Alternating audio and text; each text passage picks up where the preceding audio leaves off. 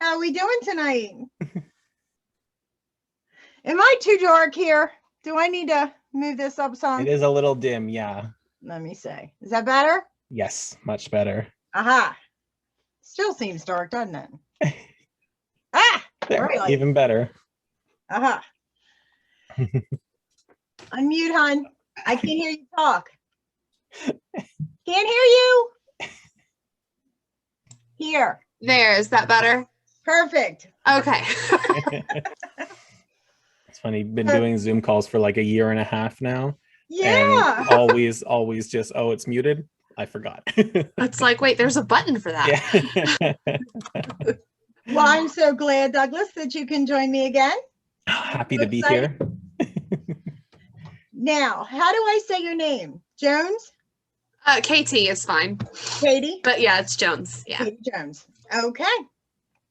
Well, just to give you the idea behind the show, Okay. It's like an open forum. We discuss all different kinds of topics, and then you just jump in wherever you feel. All right. I mean, I'll call on you, but in between, just, it's like Knights of the Round Table kind of thing. All right. I can get behind that. And honesty, yes. There are so many cool names you can make. Like you just said, Knights of the Round Table. I don't know if it was intentional, but Night Vision, Knights of the Round Table. Around the table. Oh my goodness. Yeah. I thought of that.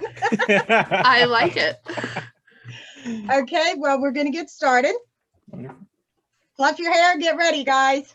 Let's do it. Done. 3, 2, 1. Hello, everyone. This is Opus Night, and you have entered Night Vision. Tonight we have Douglas Lansborough. Did I say that correctly? You said it right. Most people who read the books know me by D. William Lansborough. D. Williams Lansborough.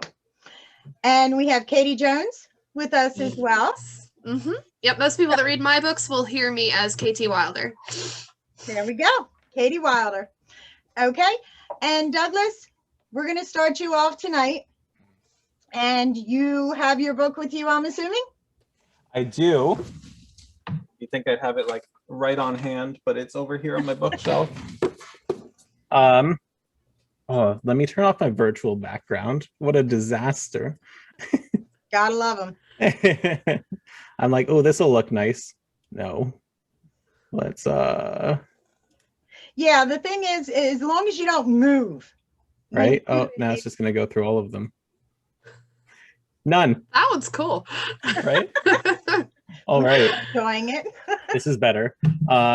Archangel, book 1 of Shadow's Advent, and actually the sequel, Revelations, is out as well. It takes place about a decade from now, after the war between heaven and hell, in which heaven lost and demons now rule the world. And when our story picks up, we're with the Archangel Uriel as he descends from heaven, the only one that can descend to this new earth, where he joins up with a half demon, a Cambion, and they try to renew the fight against the demons. That sounds really cool. It is. His books, every time, I gotta tell you, they'll definitely send you for a loop, because you're like, oh my God, do you have it on hand? Can I read it now? Yeah, I think I need a copy. It is now available in hardcover too. Nice. So, Show the cover right. again, please. let me see if I can get it. There we go. Oh, There's perfect. Archangel. There's That is very cool. that's the back of it. And I will happily, brag about my covers all day long. I love my cover artists. There's Revelations, a little more dynamic. We got the back there too. That's a little harder to see because it's darker, but yeah. Beautiful. That's really cool. Katie? So, you got Yes. Let me grab my book because I have a copy on hand, but it is also on my shelf. Okay, so this is my first and currently only book so far, but it is called Between Worlds. And I absolutely also love my cover artist. She is amazing. But it's a story that takes place in a fantasy world that's 10 years after this virus basically destroyed everything, everyone's way of life. It demolished populations. And really the majority of who's left is the younger generation that's having to pick up and figure out how to move on, especially now that most of them are adults and the virus starts to come back. And it has... there's these guardians that have these big furry dragons, I guess. I call them weird, but they're basically furry dragons because every story needs dragons. But they protect what's left of these societies, and they're welcome in most societies, but there's one or two places where they're really not that welcome. And there's a lot of different conflicts between religion and then, of course, you have the virus coming back, and for everyone that means something different. And the main character, Phelan, has to navigate through her past traumas of dealing with everything when the virus started the first time versus now she's kind of having to lead the way of figuring out how they're going to handle this now and why the virus is coming back. So, first question. What's the idea behind the story? It's not Corona, I promise. It was not COVID. That was just really unfortunate. Okay, I started writing this book when I was 14. So it was, COVID stole my idea, okay? COVID stole my idea. Okay. My apocalypse is a lot cooler, though. Where are our furry dragons? What the heck? I love Furry it. dragons. I know, right? Where's the dragons?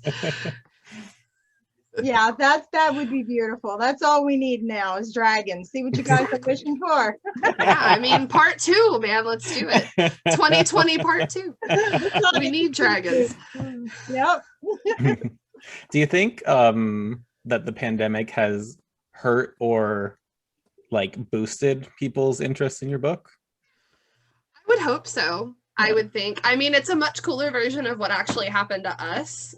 Like, as far as me going to, I don't have a job to, I'm going to sit here and work on my book versus I get to fight stuff. I think this would be cooler. Yeah, I love the idea behind it. I like it. It's funny now that I published it in the middle of 2020 and I was like, oh, this is, it was unintentional. I swear. That's your catchphrase there. Real meets reality, I mean, that's beautiful. It is. I like it. I got the idea. I can't even remember exactly what kickstarted the virus idea, but actually book 2 was supposed to be book 1 and book 1 was supposed to be a 10-page prequel, and that's not what happened. Funny, my book 2 used to be 2.5 chapters of book 1, and then someone's like, Doug, what are you doing? Split that up. Boom, and then it happened. Now, that though. Structurally, how did you build this world? So the world is called The Between, and the story, book 1, is Between Worlds. And the idea is that the Between is actually the place between, in a sense, heaven and hell. It's the between place of where the goddess lives, Eden, and then there's the surface world that nobody really knows anything about, but they know that it's not, there's no way to get to it that they know of yet. Now, when you said this was a combination of what, 14 years? You were 14 years old. I was 14 when I really kickstarted it. And so yeah, it took me about 10 years to kind of write that and develop the characters. A lot of the characters originally were based off of friends that I had in like middle school and high school, and they kind of became their own characters. But the idea bloomed, and it's taken this long to write it. I really hope the sequel doesn't take me 14 years. Now, do your friends know? Did you ever let them in on the joke that you were? Oh yeah, they knew. Not the one she killed off. Exactly. It's like, I love it. I love it. You ate the last piece of cake. Now you have to die. Now she's going down my road, isn't she? Now, Douglas, in your story, how were your characters created, and how do they interact with one another? That's a good question. Like, how are they created in the world, or how were they created in here? In the world. In the world. So there's a couple different things going on. They're people made the way that people are. Angels themselves, I had a lot of fun coming up with the idea of, because, you know, I'm not a religious person, but I find religious stories and all the stuff that goes on behind theology and stuff really cool, or really interesting. And so I said, okay, we have these really neat angels. How could they have been made? So in my books, we have, you know, their creator, we have God, and the angels were made of essentially pieces of God's essence. And the archangels in particular were given specific traits. So Uriel, our main character, is known as the fire of God, and he was given literal fire from his father. And that really drives his temper and his shortcomings that really come down to a short fuse, while trying to balance out his morals. So that's really how the angels were created. The demons, on the other hand, I gotta temper my answer because it's not revealed yet. So there's still some book to be left. But we love that. Right. Yes. We love those little smidgens.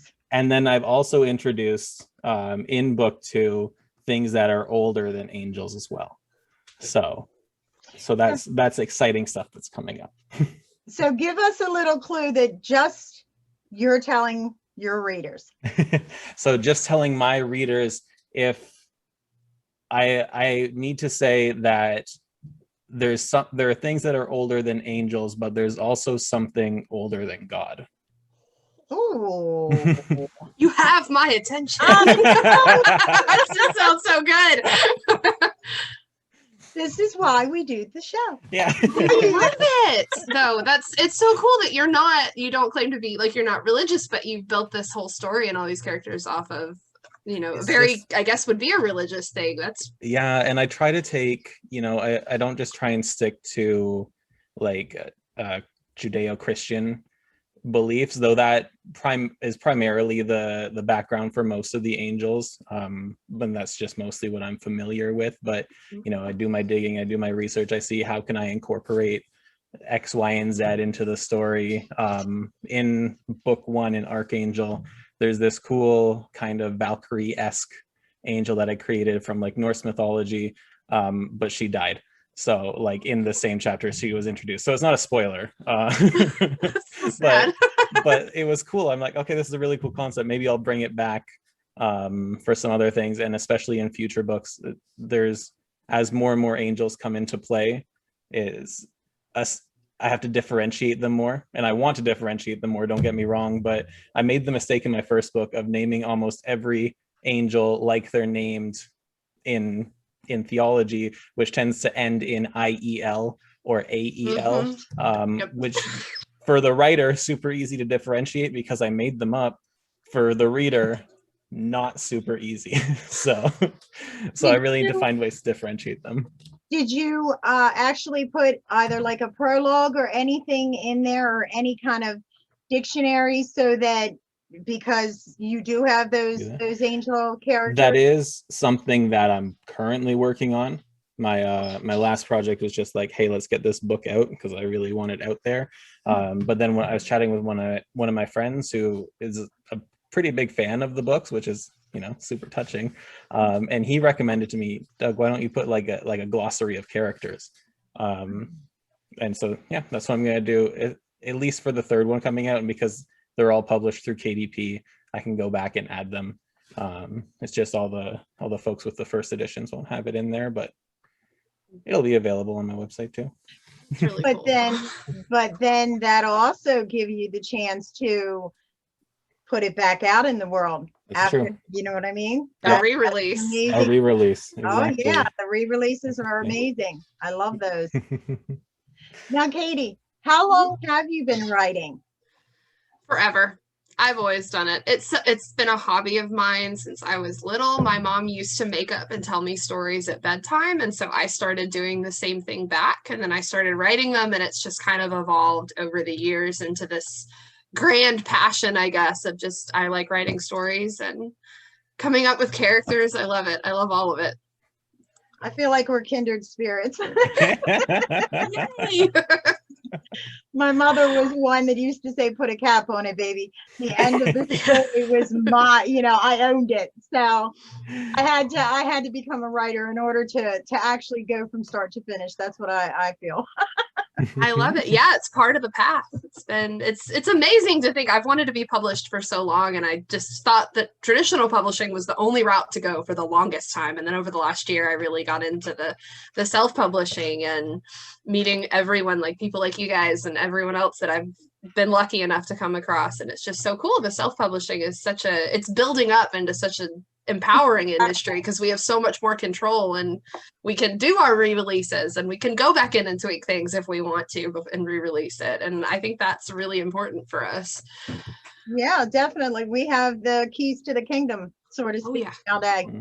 Oh, it's amazing. I always say to people too, because there's always naysayers out there about self-publishing, and they're admittedly, maybe in the early 2000s, well before I even considered doing it, there was this stigma attached to it because you would have all the vanity publishers and whatnot, and people just paying to get half-baked ideas out there. But I say to people, you don't say to someone who starts their own business, oh, you started your own business because you're not good enough to work for someone. Exactly. It's the exact same thing. We don't choose to self-publish because we're not good enough. We choose it because it's a very cool way to do it and gives you so much more control and so many more opportunities. Oh yeah, for sure. For sure. Now, have you guys ever felt that you are displaced, so to speak, when it comes to the stigma of that feeling of, well, you're not a real writer if you self-publish? Have you actually had anyone come at you in that direction? Why don't you go first? I personally have not had that yet. I don't think I'm popular enough. I have like 44 followers on my Facebook page. I haven't come across too much stigma. I had a lot of issues with Vanity Press when I was trying to get started, but and I got my share of rejection letters from traditional publishers too. But I haven't come across any people that have been really down on self-publishing yet, personally. The only times I've really come across it in like a degrading or aggressive way would be online. And I'm not really into Twitter these days. That's where I started. When I started my writing journey was on Twitter, and I had a blast there. But there were so many negative people on that platform, especially some people that were just really vitriolic about self-publishing. But in I don't necessarily want to say in real life, but not on a social media platform, people tend to be a lot more open about it. And I find that the only times I get kind of weird looks, and this might be, a pre-existing bias of mine, but tends to be older generations that think that, maybe they don't get self-publishing, or maybe it's just that people who are reading more and more and more these days, or maybe grew up with self-published works as some of their favorite books. You look at there's books like Wool, which is, my fiance absolutely loved that book, and it was a self-published book before it got picked up. So there are some mainstream things that are self-published now, which is great. And just to make new readers, and especially readers who want to become published authors, if you have a story to tell, I am one of the first ones. I promise you, I will back you to be able to do that. I don't care if I'm screaming from the rooftop, and Douglas will tell you, we love the idea of someone bringing their story to market, because, every author, possibly not so much nowadays because it is easier to self-publish, but throughout the ages, so to speak, throughout the past years especially, it has been a kind of gatekeeper sort of thing. And we do not feel that as writers especially, that anyone has a right to silence anyone's voice, period.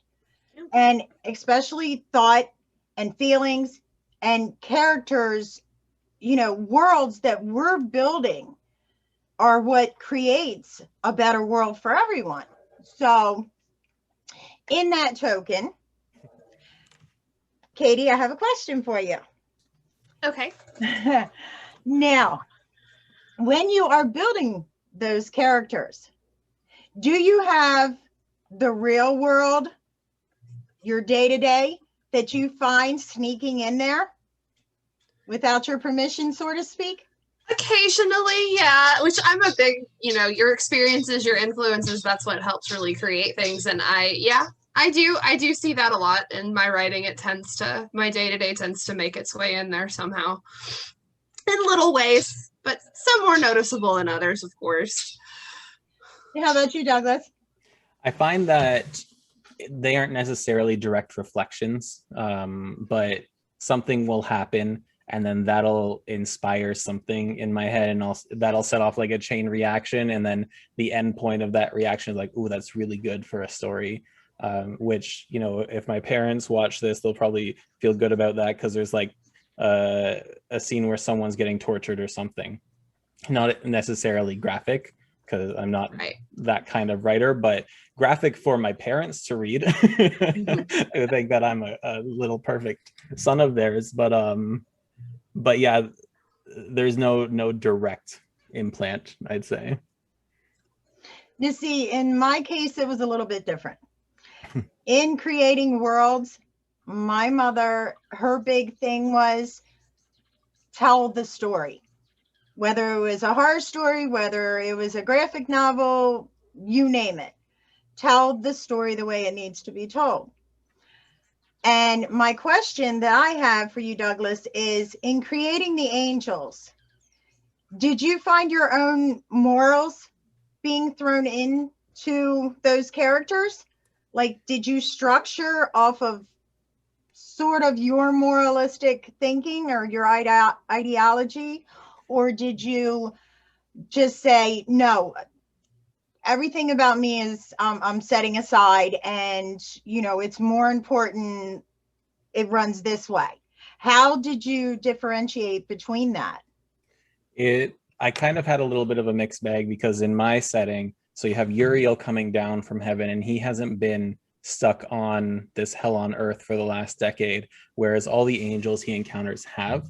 And so there's kind of a dichotomy between their beliefs. And I think Uriel really sticks to, the stoic high ground morals that people normally attribute to angels, or at least in some sense to them. And for that one, I'd like to think I'm a very, moral person, but he was really sticking to the, hey, my father says this, so I'm doing that, like sticking straight to the guns. Whereas the ones who have been on Earth, I don't want to say they're corrupted, because it's almost like they're more human. Like they have desires, they're scared, they can act selfishly, but they're far from evil.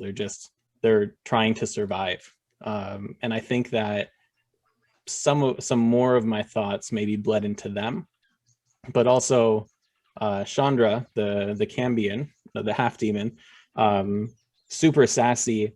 And I can see in some places, even beyond the sassiness, and some of the things that she says, more of my own thinking kind of went into her character, which makes sense to me because she grew up in this environment, and she, she's half demon, but she's almost more human in her actions. And so I think that's really where my outlet is. And she's my favorite. I can tell. Now, Katie, when writing your dialogue for those characters, were you writing from that 14-year-old little girl's perspective, or were you writing as the here and now woman that we see before us? Or did that 14-year-old sneak in? There are moments where I feel her there. There are original ideas and core values in the story that I really didn't want to change, and I've kept a lot of that. But now that I'm an adult, I guess I see more of things make sense more to me now. Things that I wrote back then that maybe I wasn't aware of on an emotional, mental health level now, as especially as an adult who has mental illness now, it's a little bit easier to break apart characters and their reasons for doing things and structuring the story around how they feel and how they react. And like Phelan, for example, my main character, she was very young. She was only 16 when the virus came through and pretty much destroyed everything. And she was separated from her twin. And she actually saw the virus outbreak a little bit different than the others because she was rescued by someone from the other side, one of the fallen, which are the ones that brought the virus initially. And so seeing her beliefs and her treatment and her thought process towards the historical telling of the story is, well, you know, she was there, so she knew, but then, you know, of course, history is written by the winners. So there's a huge difference between those. And I feel like a lot of the 15-year-old kind of wants to, you know, you want to be the most powerful and you want to be the kind of the top dog and that. And I kind of had to humble a little bit to make her different. But I feel like, yeah, the 15-year-old's still there. She lives. She's there somewhere. You can't fully get rid of it.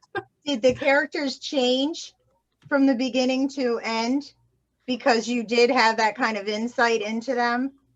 Yeah, for sure. I introduced new characters that I didn't have early on. There's maybe like 3, I think, that made it all the way from when I was 14 to now, that actually made it all the way and didn't change a lot. But obviously my viewpoints on the world have changed now that I'm an adult. So I added a lot of different things in from that. What was the hardest thing for either one of you to put a cap on the story at the end? Did you know already what your ending was, or was it something that from the beginning that you already had the insight? I know where this story is going from start to finish. Now I just got to write it. Katie? I knew the ending 100%, and my mom hates me for it because I love it. The first time she read the book all the way to the end, she called me and had some very choice words, but I kind of always knew the ending the way it was. That was one thing that definitely didn't change going from writing it when I was younger to now, is the ending. I kind of knew. I knew where I was going to be, but the path definitely changed a lot. Getting to the end is way different than what it was originally, but I knew the ending and I knew where I was going. Now, did your mother enjoy the story? Yes, and I get the amount of texts I get from my family of, how's book 2 going? Are you done yet? You said you were going to have a first draft by Christmas, and I was like, I know what I said. I lied. I lied. But yes, yeah. We love that. That's beautiful. How about you, Douglas? Well, I have the luxury of it being a series, and there's still 4 left in it. So I know the ultimate conclusion. And I've known that since the beginning, but like I said, Revelations used to be a couple chapters in Archangel, so I obviously didn't know the final ending for that one, or at least maybe the final ending was earlier than I originally thought it was, and then that all got pushed. But I definitely, I think especially when writing a series, knowing the end is really important, at least a general idea of it. And for myself, going through the process of writing a book and now writing a series, it evolves as you go. So when I wrote Revelations, yeah, it used to be a couple chapters, but now it's becoming, 25 chapters or something like that. And so what happens in between that? And when I started it and I had my outline, I thought, yes, this is what it's going to be. And then I'm 2 chapters in and it's like, no, this doesn't make sense. This character needs to change, or, okay, we're going to introduce a character, or maybe this is how I thought it was going to end. And the result is pretty much the same, but what actually happened at the end to get to that result is different than what I originally envisioned.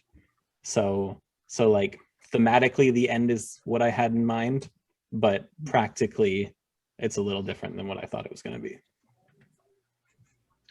What was your favorite character? Chandra, by far.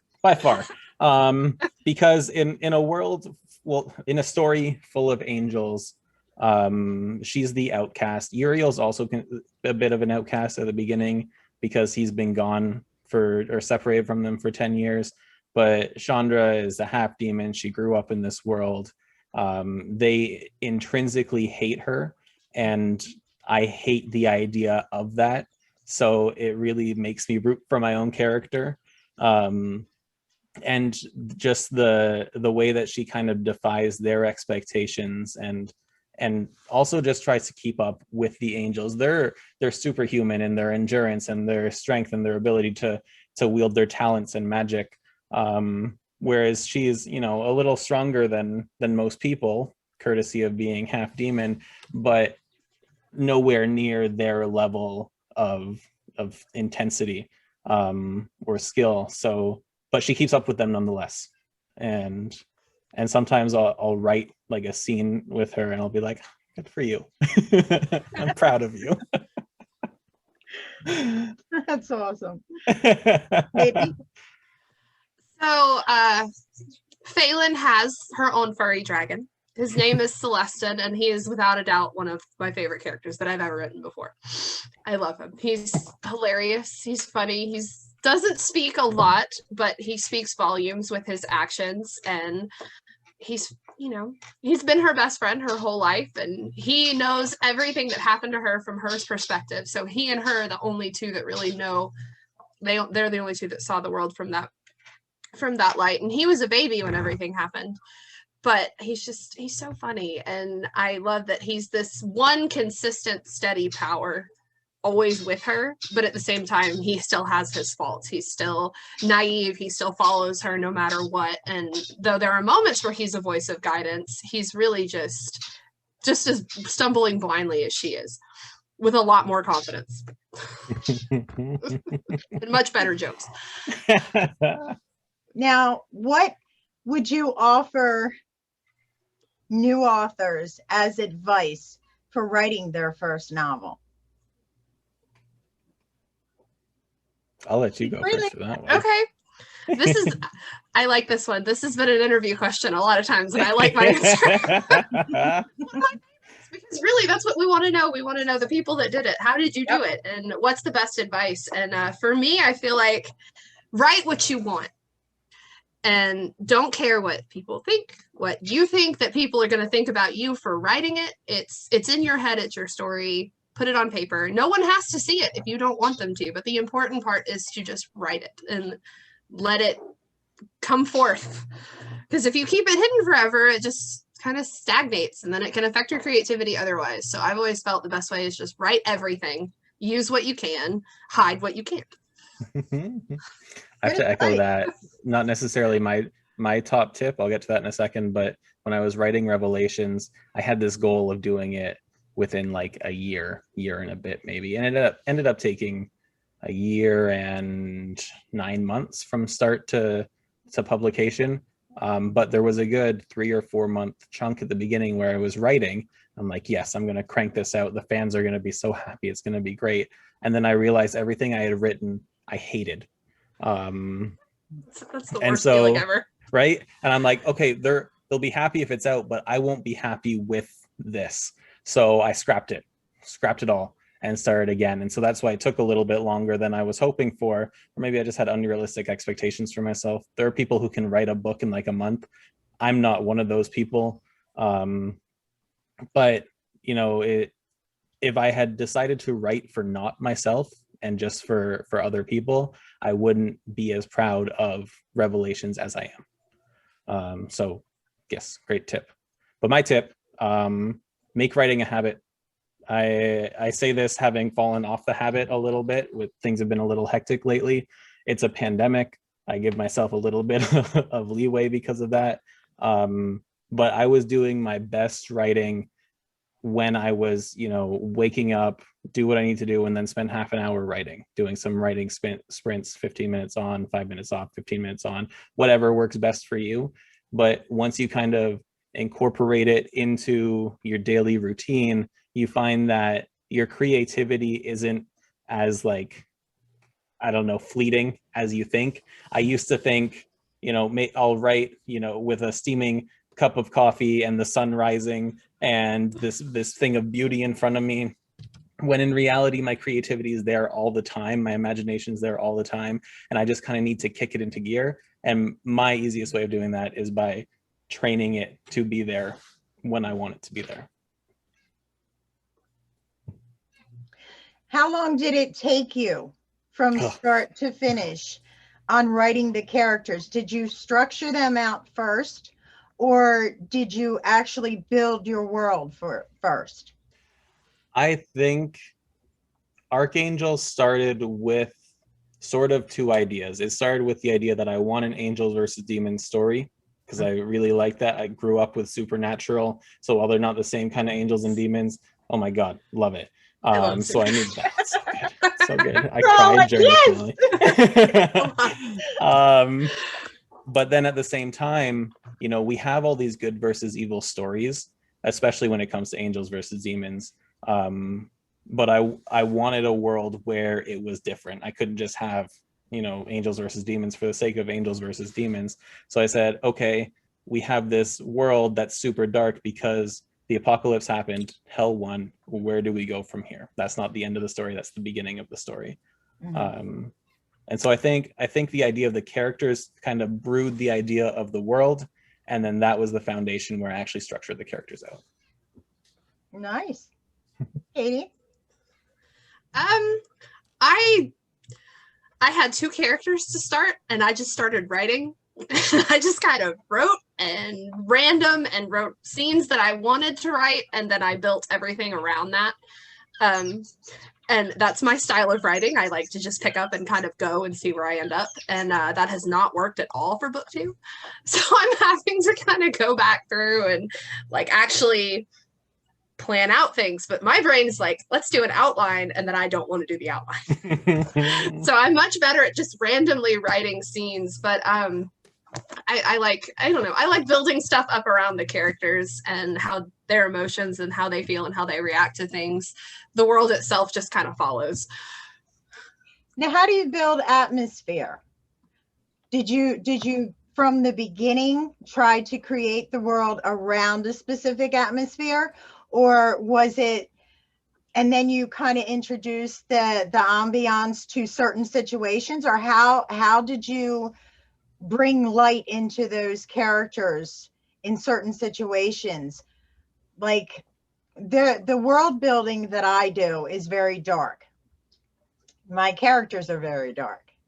So I have to be extremely careful when it comes to other characters and being moralistic, because some of my characters have no morals, truly. And you know, I love building and creating worlds where there is a difference between morals and someone's actual structure of life and how they go on, how they psychologically will think, and how a character literally plays out. Now, on book 2, do you feel that your characters have grown immensely? Is there, when a reader reads your first book, are they immediately known at the ending?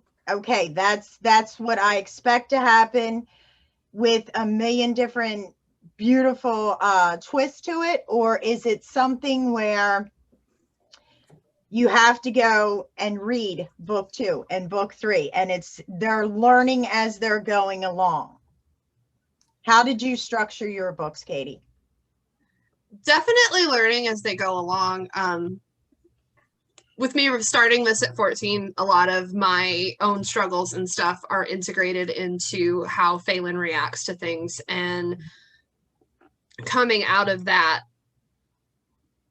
I like to have a little bit of hope in my stories. I like to have that little bit of happy. Book 2 gets real dark real fast.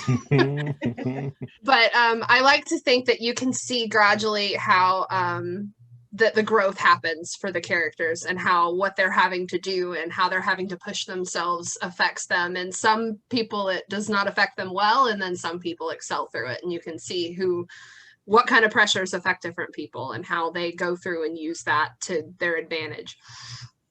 I would like to think that they can see good differences between how much we've learned in book 1 versus where we are in book 2, despite the present challenges, and kind of see that growth through, there's a lot of trauma in the books. And so it's a lot of growth through that, and having to deal with things that they didn't want to deal with way on when this whole thing started, versus now they kind of have to in order to keep moving forward and succeed in their ultimate goal. So I like to think the growth is there. Now, do you find that it is easier or harder to write characters that are going through a lot of drama and very tense and emotional moments? I feel like that's easier for me. It is the heightened emotions. I do a lot better with more vivid experiences versus kind of the subtle. I'm not good with subtle. I prefer the loud and having to deal with it. It's directly in front of you. You have to deal with it, and having to push through different things that way. I lost my train of thought. Well, I'll piggyback off of that. Thank you. It like conflict is what drives not just story, but character growth as well.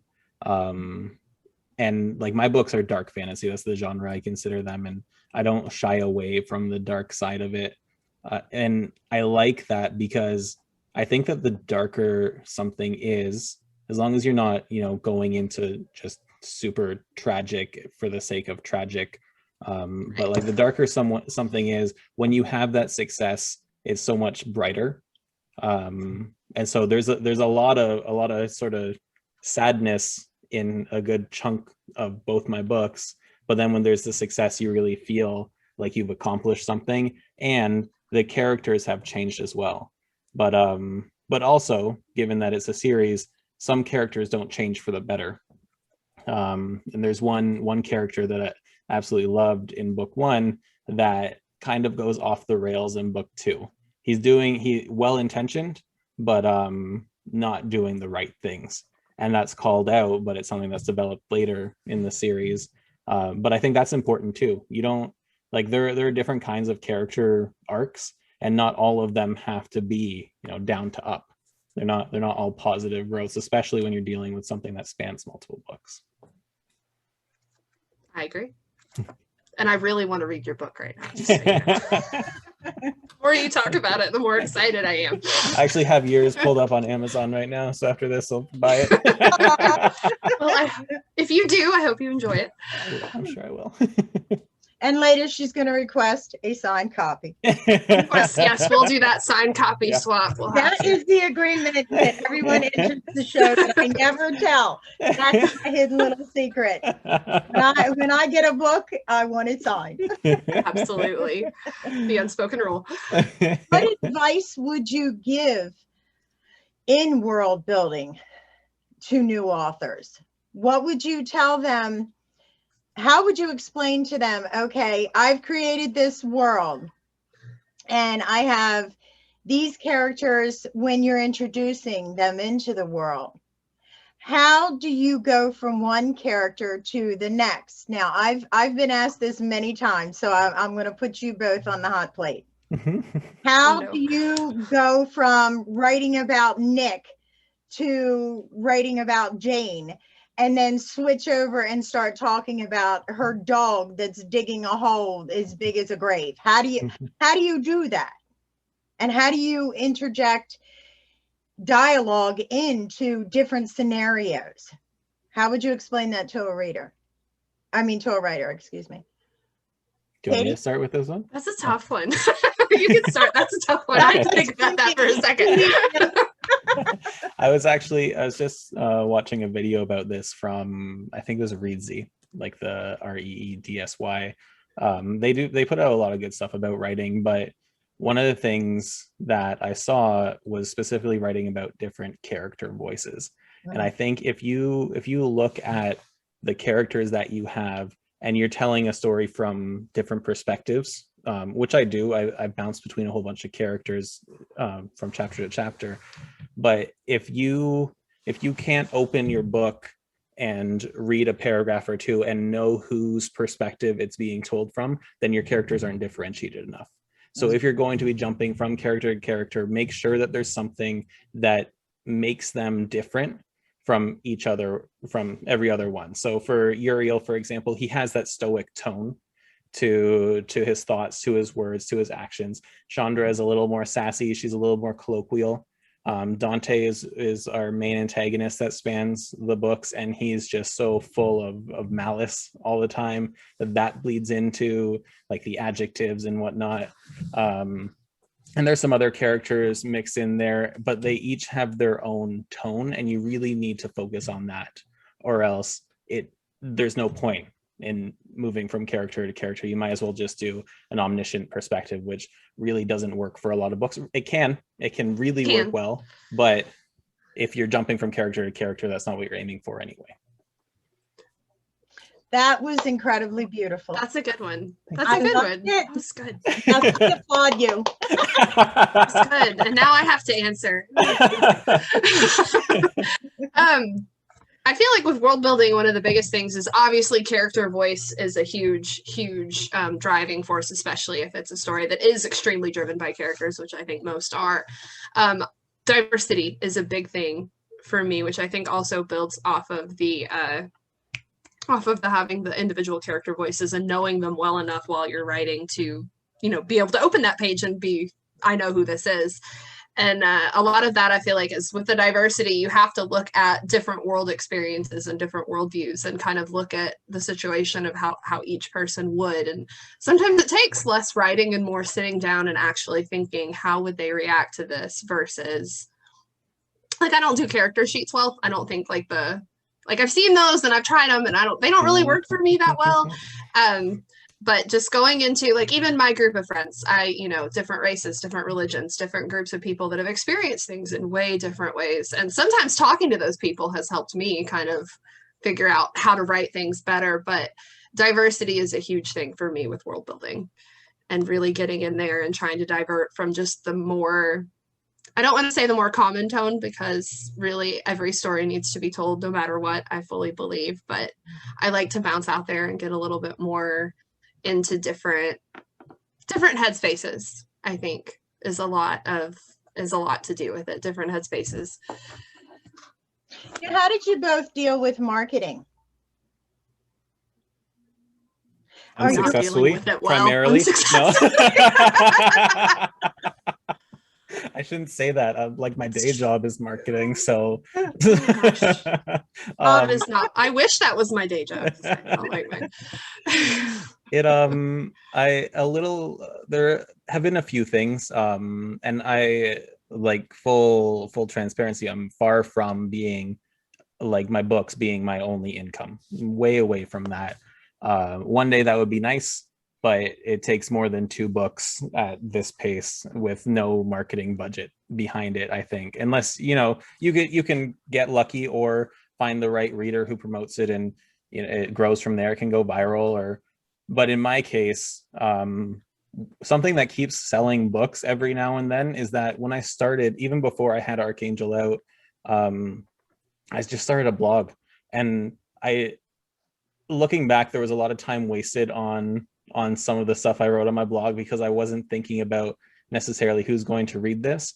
But I have this one blog about Freytag's pyramid and the 3-act structure, which is basically how most books are written, with your 3 acts.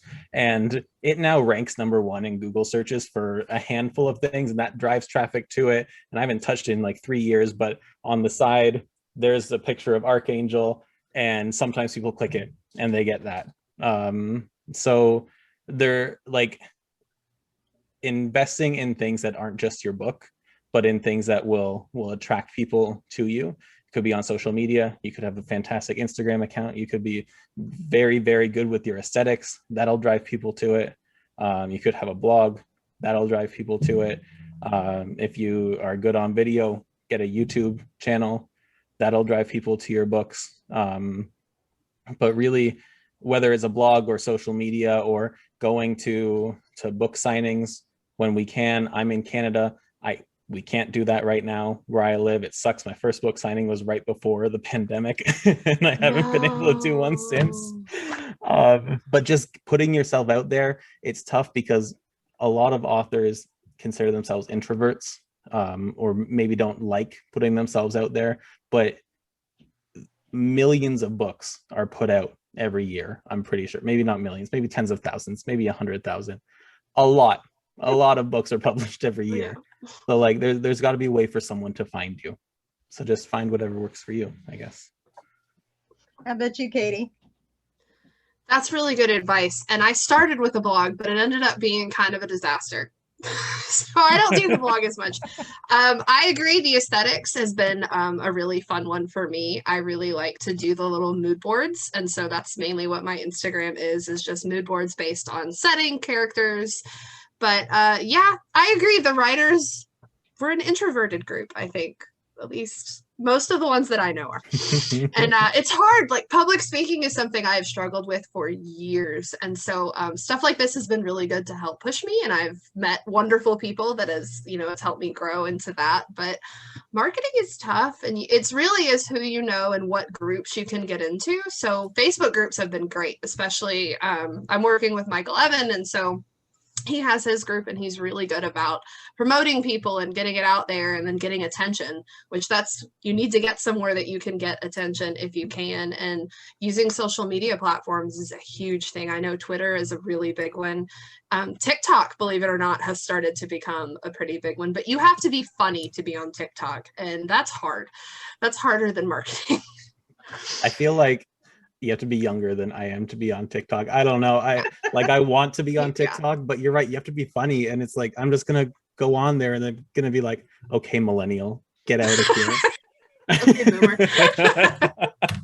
I like watching TikTok, but no, yeah, it's you have to have a presence, and it's really hard to come up with that, especially if you're shy or if you're in an area where you don't really have a lot of opportunity. So seeking out opportunity, reaching out to people, it's scary, but it will benefit in the end, ultimately.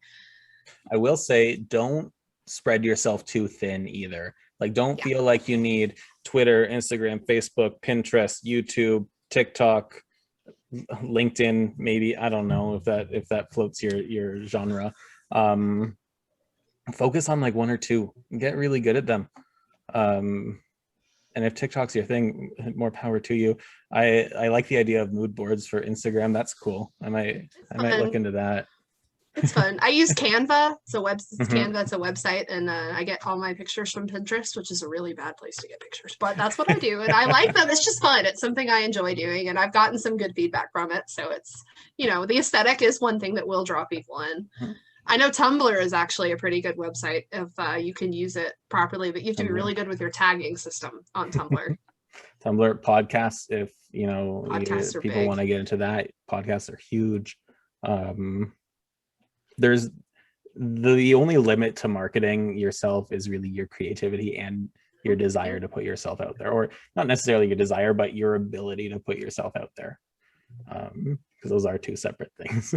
Yeah. And it's a learning curve for sure. Yeah.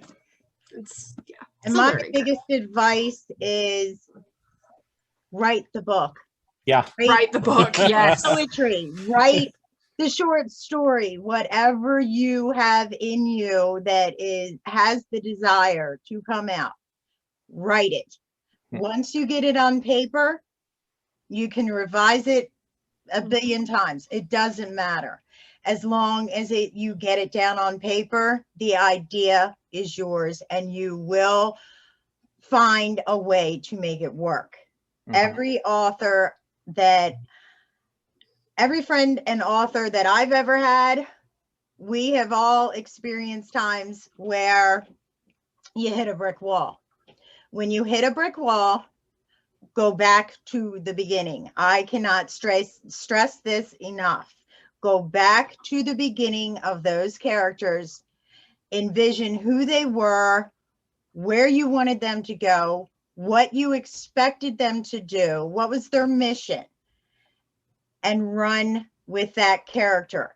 Start with one simple character, and the world will evolve. It's that simple. And if you love them, the world will love them. Trust me. If you can get them in the hands of other people and other readers like yourself, which is not impossible. And there seems to be a very upsetting consensus at times that I've discussed with other authors, that it's very hard to get your work out there. In this day and age, it's impossible not to be seen. If you have so many avenues, that I feel as though, you know, if you have to dance in the street and say, look, this is my character, blah, blah, blah, blah, blah, and this is how she acts, and dress up, and, you know, I'm someone, I've been writing just like Katie since I was a little girl.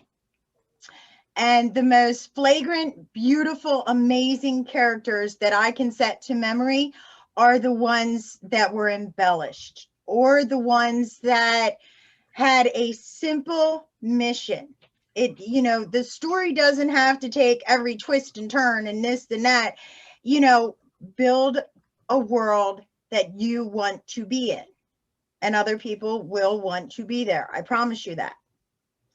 Guys, I want you to show us those beautiful books. And I have had an amazing night, as always. Yes, this has been fantastic. It's been fun. I've loved this. Oh, we're so glad you could join us. And readers, we love you. If it weren't for you, we wouldn't be doing what we do. You allow us to come into your room.